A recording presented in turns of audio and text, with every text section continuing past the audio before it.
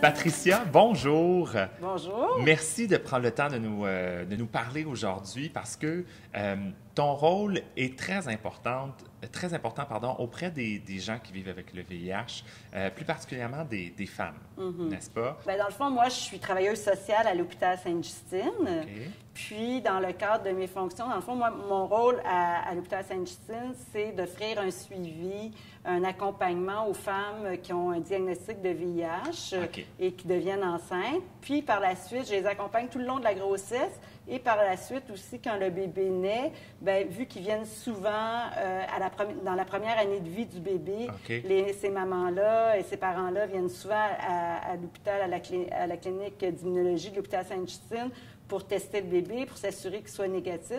Mais là, je les rencontre aussi dans ce contexte-là. Okay. Et finalement, bien, dans le cadre de mon suivi, de mon accompagnement, bien, mon rôle, c'est d'évaluer les besoins que ces femmes-là peuvent avoir.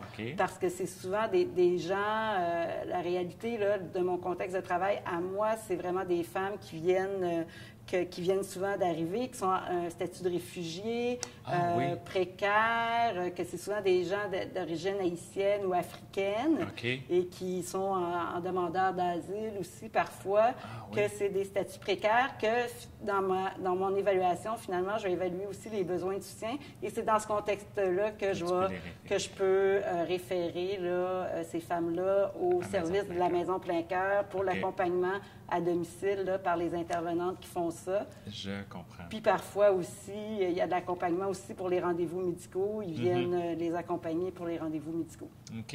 J'aimerais qu'on parle peut-être d'un point de vue un petit peu plus technique pour les gens qui connaissent peu ça.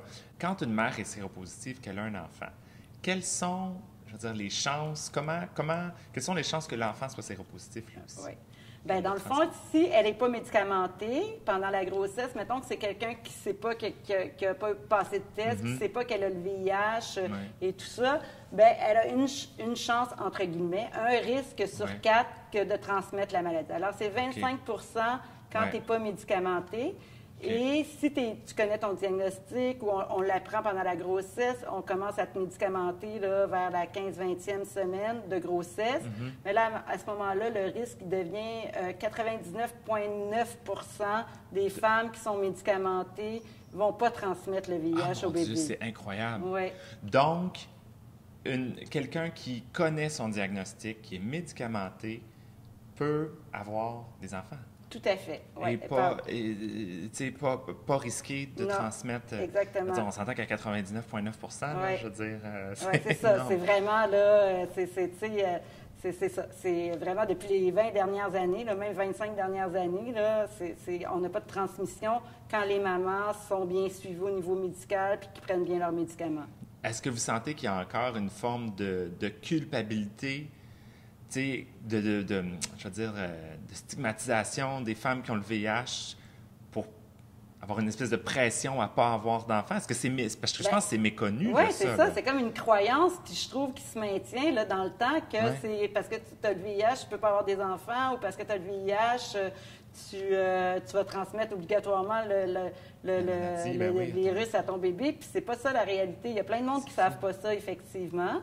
Puis, c'est vraiment quelque chose là, qui est méconnu, puis où c'est des mythes qui demeurent, que les gens ne connaissent pas ça. Là. Aïe, c'est quand même terrible. Je pense que c'est vraiment ça le gros problème, c'est vraiment cette méconnaissance-là, cette mésinformation-là, que les gens ne savent pas toutes ces informations-là. Non, là. C'est ça. Est-ce que, en tant que, dans ton rôle à l'hôpital Sainte-Justine, est-ce que ça aussi, ça fait partie un peu de ton rôle, comme d'informer et d'éduquer? Oui, tout à fait. D'informer, puis aussi de voir avec eux, avec ces personnes-là, parce que, tu sais, c'est vrai, tu l'as bien dit, là, au niveau médical, c'est vraiment incroyable les avancées qu'il y a par rapport à cette maladie-là, au niveau des médicaments et tout ça.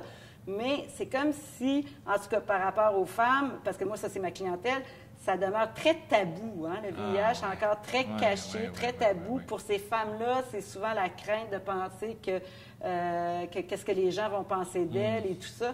Et ça demeure beaucoup chez les femmes qui sont présentes. Puis effectivement, de faire de l'information, aussi de permettre à ces femmes-là d'avoir un endroit de parler de leurs craintes, de leurs peurs avec moi, mais aussi avec des intervenantes de la Maison Plein Cœur, parce qu'ils savent très bien que si j'y réfère là, c'est en lien aussi avec leur diagnostic, mais d'avoir des endroits sécurisants qui vont pouvoir aussi parler de leur inquiétude parce que ça demeure confidentiel, puis ils peuvent être assurés de ça. Écoutez, moi, je trouve ça fantastique, Patricia. Merci infiniment de nous faire comprendre. Puis je l'ai dit, la mésinformation, c'est le gros fléau par rapport au VIH encore. Puis je pense que du travail d'éducation et d'accompagnement est essentiel, puis le besoin est encore là.